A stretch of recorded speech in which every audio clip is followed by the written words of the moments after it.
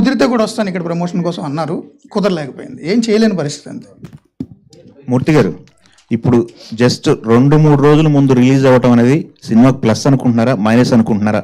ఎందుకంటే బయట వాతావరణం చూస్తే బేరసాల జరుగుతున్న టైం అని చెప్పేసి అందరూ డిస్కస్ చేసుకుంటున్నారు.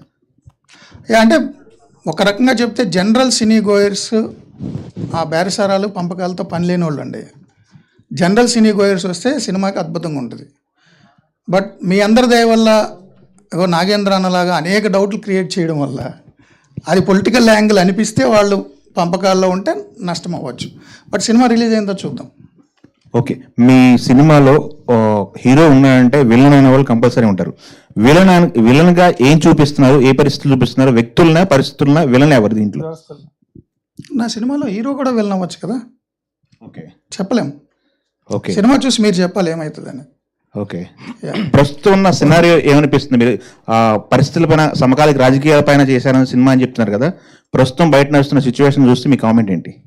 నా పొలిటికల్ కామెంట్స్ అన్నీ నేను నా షోలో చెప్తా.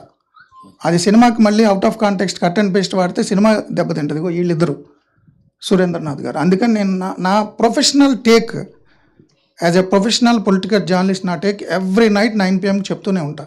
ఈ పర్టికులర్ ఎపిసోడ్ చెప్తే వీళ్ళు ఎఫెక్ట్ అవుతారు కాబట్టి నేను చెప్పట్లా. అంటే ముందు ఎవరికన్నా కొన్ని వర్గాలకి ఏమన్నా చూపించి